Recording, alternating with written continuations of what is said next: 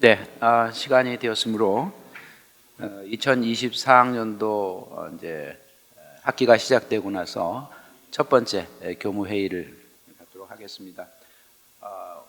오늘 이제 교무 회의에 앞서서 한림 지식 공유 세미나가 있습니다. 오늘 발표해 주실 연사는 이번 학기에 우리 대학에 부임하신 박기태 교수님이십니다. 환경생명공학과에 부임하셨고요. 박기태 교수님은 이제 포항공대에서 학위를 받으시고 그동안 극지연구소 책임연구원으로 오래 근무하셨습니다. 그리고 과학기술연합대학원 대학교 부교수로 재직하시다가 우리 대학에 부임하시게 되었습니다. 오늘 위원님들께서 보시는 바와 같이 지속가능 발전을 위한 대기 환경 이해라는 주제로 강연을 해주시겠습니다. 박수로 맞이해 주시기 바랍니다.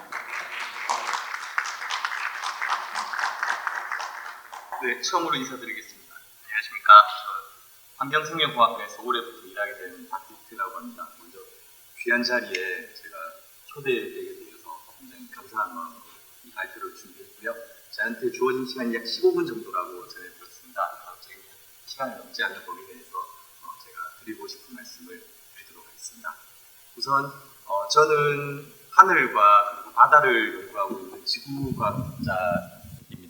제가 오늘 발표드리고자 하는 주제는 바로 지속가능 발전을 위한 대기 환경 이해입니다. 전 지구에 굉장히 관심이 많은데요. 우리가 살고 있는 지구는 참 특별한 행성입니다. 그리고 이 지구를 무엇보다 특별하게 하는 이유는 바로 우리 지구에는 굉장히 다양한 생명들이 진화를 거듭하면서 살아가고 있기 때문인데요. 이렇게 지구에 많은 생명들이 오랜 시간 동안 진화를 거듭하면서 살 수 있는 이유는 바로 지구의 기후 항상성이 유지되고 있기 때문입니다. 그리고 우리가 살고 있는 지구에 기후 항상성이 유지될 수 있는 이유는 지구를 둘러싸고 있는 얇은 대기층에 이산화탄소나 오존 그리고 에어로졸과 같이 기후 변화에 관여하는 구성 성분들이 굉장히 오랜 시간 동안 일정한 수준으로 유지되고 있기 때문입니다. 그리고 이러한 성분들이 대기 중에서 일정한 수준으로 유지될 수 있는 이유는 대기권과 생물권 사이에 지난 오랜 시간 동안 끊임없이 상호작용을 하면서 다양한 물질들이 일정한 수준으로 교환되고 있기 때문입니다.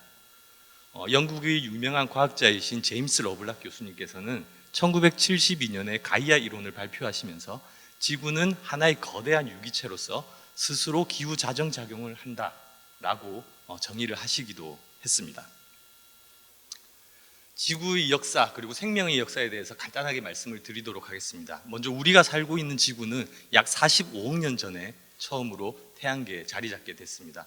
그리고 오랜 시간이 지나서 지금으로부터 약 35억 년 전에 최초의 생명, 단세포 생물이 등장하게 되었습니다. 그리고 단세포 생물은 광합성을 통해서 지구에 산소라는 선물을 주게 되었죠. 그리고 다시 오랜 시간이 지나서 지금으로부터 약 5억 년 전 캄브리아기 생물 대폭발과 함께 지구에 살고 있는 생물의 종 다양성이 지금의 수준으로 굉장히 급격하게 증가하는 이벤트가 있었습니다. 그리고 다시 오랜 시간이 지나서 바로 현생 인류의 조상인 호모사피엔스가 약 35만 년 전, 사실 지구의 역사에서 볼 때는 굉장히 찰나의 순간이죠. 35만 년 전에 인류의 조상인 호모사피엔스가 아프리카에 처음으로 등장을 하게 됩니다. 그리고 35만 년이라는 시간 동안에 호모사피엔스는 인지혁명, 그리고 농업혁명, 그리고 최근에 과학혁명을 거치면서 오늘날 지구상에서 가장 강력한 생명체, 전례가 없을 정도로 유능한 생명체로 지구에 자리를 잡게 되었습니다. 그런데 지난 5억 년의 시간 동안에 우리 지구의 생물계에서는 5차례의 대멸종 사건이 있었습니다. 가장 최근에 있었던 대멸종이 우리가 익히 아는 공룡의 대멸종인데요. 6만 5천 년 전에 일어났습니다. 이 5차례의 대멸종 이벤트에는 두 가지 공통점이 있습니다. 먼저 첫 번째 공통점은 급격한 대기 환경 변화와 그에 따른 전 지구적인 기후 변화가 이 5차례 대멸종의 공통된 원인이었습니다. 가령 화산 폭발이라든지 급격한 지각 변동 그리고 외행성 충돌과 같은 이러한 요인들에 의해서 대기 환경이 급격하게 변했고 그에 따른 전지구적인 기후 변화가 이런 생물 대멸종의 원인이 되었는데요. 또 한 가지 공통점은 이 5차례의 대멸종 당시에 생물량이 가장 많았던 생물종이 예외 없이 멸종했다는 것입니다. 오늘날 많은 진화학자 그리고 많은 지질학자들이 우리 지구의 생물권이 6번째 대멸종에 이미 진입했다라고 이야기를 하고 있습니다. 그리고 동시에 이 6번째 대멸종의 원인은 바로 인간 자신이라고 또 말을 하고 있습니다. 우리가 이렇게 6번째 대멸종을 고민하고 또 문제 해결을 위해서 노력해야 된 이유는 바로 인간 활동에 의한 대기 교란이 기후 위기를 초래했기 때문입니다. 그리고 IPCC, 즉 기후 변화에 관한 정부 간 패널에서는 1990년부터 이런 기후 위기에 대응하기 위해서 정기적으로 기후 변화에 관한 보고서를 발행하고 있습니다. 가장 최근에 발행된 IPCC 보고서는 6차 보고서인데요. 지난 2021년에 전 세계 65개국에서 234명의 기후변화 관련 최고의 전문가들이 모여서 이 보고서를 발표했습니다. 그 보고서의 첫 페이지에는 이렇게 기후변화를 진단하고 또 요약하고 있습니다. 먼저 인간 영향에 의한 온난화는 명백한 사실이고 광범위하고 빠르게 변화하고 있다. 그리고 두 번째로 최근의 변화 규모 상태는 수세기, 수천 년에 걸쳐서 전례 없는 변화이다. 그리고 마지막으로 인간이 유발한 기후변화는 이미 전 지구에 걸쳐 모든 지역에서 극한 현상에 영향을 주고 있다라고 정의를 하고 있습니다. 실제로 지난 산업혁명, 그러니까 1750년대 이전 대비 오늘날 지구는 지구 평균 온도가 약 1.3도 정도 증가했습니다. 사실 1.3도라는 숫자 자체가 그렇게 크지 않을 수 있다라고 느낄 수도 있습니다. 당장 우리나라만 하더라도 하루 사이에도 굉장히 많은 온도 변화들이 있기 때문에 1.3도라는 숫자가 적게 느껴질 수도 있는데 문제는 속도입니다. 이 1.3도라는 온도가 지난 200년 사이에 급속도로 변화되면서 전 지구적인 에너지 불균형을 가져다 주게 되었습니다. 그리고 이 에너지 불균형은 극한 기상의 빈도뿐만 아니라 극한 기상의 강도를 지수적으로 증가시키고 있는데요. 예를 들어서 폭염입니다. 1900년대 이전에 10년에 한 번꼴로 일어났을 법한 폭염이 만약에 기온이 1.5도가 오른다면 그 폭염의 빈도수가 4배로 증가하게 됩니다. 폭염뿐만 아니라 폭우라든지 가뭄과 같은 극한 기상 이벤트들이 기온이 빠른 속도로 증가함에 따라서 그 빈도와 그 강도가 지수적으로 증가하고 있는 것이 이미 보고되었고 앞으로 그 증가 속도는 더욱더 가속화될 것이라고 많은 기후학자들이 보고를 하고 있습니다. 우리가 이런 기후변화를 정확히 이해하기 위해서는 무엇보다 중요한 것이 바로 대기 감시입니다. 기후과학 분야의 가장 최고의 선구자라고 할 수 있는 분은 이제 미국의 찰스 킬링 박사님이신데요. 미국의 찰스 킬링 박사님은 1958년부터 미국 하와이에 있는 마우나로아 관측소에서 대기 중 이산화탄소 농도 변화를 관측하기 시작하셨습니다. 당시만 해도 사실 이산화탄소 농도를 관측하는 게 쉬운 기술이 아니었는데 정말 하루도 빠지지 않고 매일매일 자기 사비를 들여가면서까지 이 이산화탄소 농도 변화를 관측했는데요. 사실 1960년대, 70년대만 하더라도 이산화탄소 농도의 대기 중 변화가 그저 자연 변동설일 것이다 라고 주장하는 의견이 대세였습니다. 하지만 킬링 박사님이 축적하신 자료를 보고 어쩌면 이산화탄소 증가가 지구의 온도를 데울 수도 있겠다라는 위기의식이 1980년대부터 자리하게 됩니다. 그리고 1988년에는 전 세계 195개국 회원국이 참여하는 IPCC라는 단체에 앞서 말씀드린 그 기후변화에 관한 보고서를 정기적으로 발행하는 IPCC 단체가 설립이 되게 됩니다. 그리고 2015년에는 전 세계 지도자들이 모여서 파리 협정을 협약하게 됩니다. 해당 협정에서는 우리 인류가 기후재앙의 마지노선을 1.5도씨로 정하자라는 데 동의를 하게 됐습니다. 그로부터 다시 9년이 지났습니다. 여전히 대기 중 이산화탄소 농도는 연간 4ppm, 즉 1%씩 증가하고 있습니다. 그리고 가장 최근에 발표된 마우나로아에서의 대기 중 이산화탄소 농도는 이미 425ppm을 넘어섰고요. 그리고 현재 지구의 기온은 1.3도씨가 증가했습니다. 불과 9년 전에 약속한 기후 마지노선에 약 0.2도만을 남겨두고 있습니다.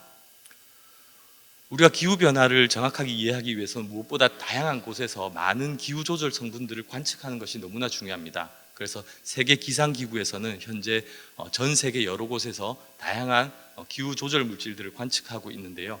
전 세계 지역급 가후 관측소, 즉 지구 배경 대기 관측소가 약 400여 개 정도 존재하고요. 그중에 30곳은 지구급 감시소로 굉장히 다양한 성분들을 지속적으로 관측하고 있습니다.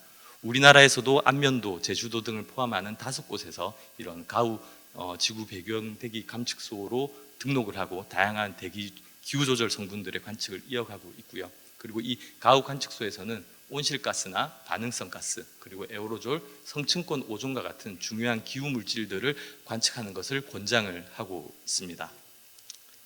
제가 주로 연구하는 분야는 공기 중에 있는 에어로졸과 에어로졸의 전구 물질로 작용하는 기후 냉각가스입니다.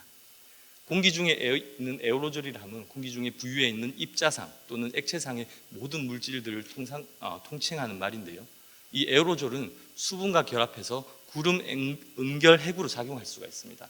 그리고 이 구름 응결핵이 모이면 구름을 만들어지게 되는데, 구름은 태양에서 지표로 유입되는 에너지를 다시 우주로 반사시키는 역할을 하기 때문에 결과적으로는 전지구적인 냉각 효과를 가져다 주는 것으로 알려져 있습니다. 그리고 에어로졸 역시 태양빛을 산란하는 역할을 하기 때문에 그 자체로서도 기후적인 냉각 효과를 가지는데요. 우리 공기 중에 있는 에어로졸의 약 50% 정도는 다양한 기후 냉각 가스들이 공기 중에서 산화라든지 성장과 같은 복잡한 과정을 통해서 형성되게 됩니다. 그리고 공기 중에 있는 에어로졸과 기후 냉각 가스는 해양 생물이라든지 육상 생물, 그리고 해염과 같은 다양한 자연적인 요인에 의해서 공기 중으로 부유하기도 하고, 인간 활동에 의한 화석 연료 산화를 통해서도 지표에서 공기로 나가기도 합니다. 현재 급속도로 진행되고 있는 기후 변화는 실제 우리 지구 환경에 다양한 변화를 줍니다. 가령 예를 들어서 해수면의 수온이 지속적으로 상승하고 있고요. 해수면의 수온 상승은 급격한 해빙의 감소를 야기시키고 있습니다. 동시에 이산화탄소가 바다로 녹아 들어가면서 해양 산성화의 속도가 더욱더 빠른 속도로 진행되고 있고, 그리고 전체 북반구 면적의 30%를 차지하는 동토의 융해도 굉장히 빠르게 가속화되고 있습니다. 동시에 거의 대부분의 바다 연안에서는 바다 사막화가 진행되고 있습니다. 제가 주로 관심을 가지고 연구하는 분야는 바로 이런 전지구적인 기후 환경 변화에 따른 지구 환경의 변화가 자연에서 발생하는 다양한 자연유래 기후 냉각 성분들의 발생에 어떠한 영향을 미치는가에 관한 연구를 주로 다루고 있습니다. 그리고 과연 이러한 변화들이 기후적인 음의 피드백, 즉 오히려 온난화를 억제하는 역할을 할 건지, 아니면 반대로 양의 피드백, 즉 기후 온난화를 더욱더 증폭시키는 역할을 할 건지에 관한 연구를 수행하고 있고요.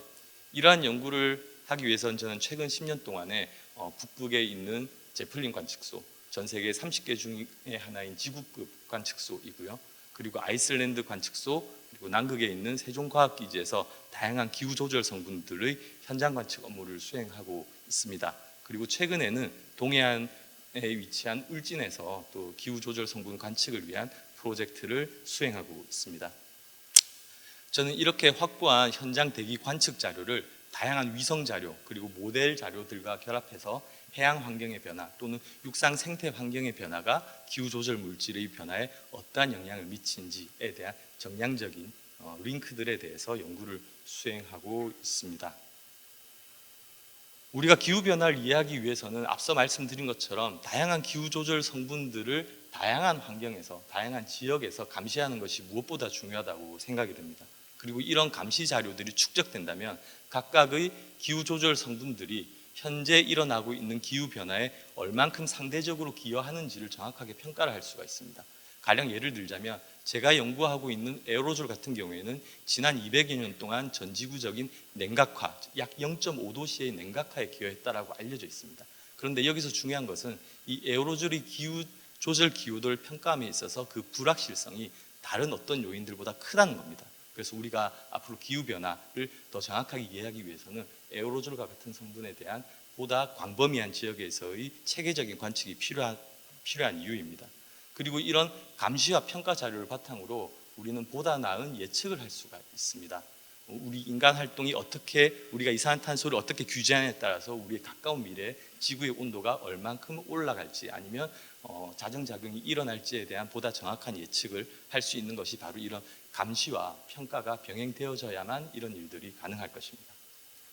그리고 제가 한 가지 더 소개해 드리고 싶은 부분은 바로 기후공학입니다. 우리가 인류가 약속한 대로 언젠가 탄소 중립에 도달한다고 하더라도 만약에 그 탄소 중립에 도달한 시기가 이미 기후적인 임계점을 넘어선 시점이라면 기후변화는 우리가 걷잡을 수 없이 증폭될 것입니다. 그것을 억제하기 위해서는 우리 인류가 가지고 있는 과학기술을 바탕으로 지구의 온도를 인위적으로 낮추려는 노력이 필요합니다. 그리고 이런 노력들, 이런 필요성에 의해서 최근에 많이 연구되어지고 있는 분야가 바로 기후공학입니다. 여러 가지 기후공학적 기술들이 있는데요. 저는 그 중에서도 바다숲을 조성하는 기후공학에 대해서 굉장히 관심이 많습니다. 실제로 최근 여러 연구들을 통해서 바다숲, 즉 해초류숲이나 해조류숲, 망그로브 숲과 같은 바다숲이 육상 생태계에 비해서 탄소를 흡수하는 능력이 50배가량 빠르다라는 연구들이 발표되고 있습니다. 그리고 실제로 IPCC에서도 2019년에 바다숲을 온실가스 감축 수단으로 공식 인정하였습니다. 그러니까 그 나라에서 또는 각 회사에서 인위적으로 바다숲을 조성하고 그 바다숲이 이산화탄소를 흡수한다면 국가 탄소 통계에 그 량을 반영해 주기로 약속한 것입니다. 그래서 실제로 우리나라에서도 해수부라든지 그리고 포스코와 같은 사기업에서 바다숲 조성 사업에 굉장히 적극적으로 노력하고 있습니다. 해수부 같은 경우에는 현재 연간 1,000억 원의 국비를 들여서 우리나라의 바다숲을 조성하고 있는데요. 우리나라는 삼면이 바다로 둘러싸여져 있죠. 그 중에서도 동해안이 바다숲을 조성하는 데 있어서 가장 중요한 기능을 하고 있습니다. 실제로 최근 10년 사이에 강원도 동해안 지역에서만 해수부와 포스코가 약 40여 개의 바다숲을 새로 조성했습니다. 그리고 이렇게 새로 조성된 바다숲은 바다 사막화 방지 기능뿐만 아니라 탄소 중립에도 기여할 수가 있습니다. 그리고 저는 지난 최근 몇 년 동안 개인적 호기심에서 이 바다숲 사업을 하고 있는 연구팀들과 협업을 해서 실제로 동해안에 조성된 바다숲에서 다양한 기후 냉각가스들, 즉 에어로졸의 전구 물질로 작용할 수 있는 물질들의 농도를 측정해 봤는데요. 흥미롭게도 DMS라든지 메틸크로라이드, 에틸크로라이드와 같이 에어로졸의 전구 물질로 효과적으로 작용할 수 있는 물질들이 바다숲이 조성된 환경에서 그렇지 않은 환경에 비해서 월등히 높은 양이 존재한다는 것을 확인하게 되었고, 앞으로도 이 부분과 관련해서 국내 여러 연구팀들과 협업을 해나갈 예정입니다. 예, 마지막 슬라이드입니다. 우리 인류가 이제 직면한 기후 위기를 효과적으로 대처하기 위해서는 전 무엇보다 중요한 것이 다양한 대기 구성 성분들에 대한 효과적인 감시와 예측, 그리고 그를 통한 평가라고 생각합니다. 이런 평가 자료를 통해서 우리가 앞으로 보다 나은 결정을 할 수 있을 것이라고 저는 기대를 하고요. 그리고 우리의 탄소 중립에 대한 노력만으로 기후 위기를 억제하지 못한다면 우리가 가진 과학 기술을 통해서 기후공학적인 방법을 통해서 현재 우리가 직면한 기후 위기를 극복해야 되지 않을까라고 생각됩니다. 제가 준비한 자료는 여기까지입니다. 경청해 주셔서 감사합니다.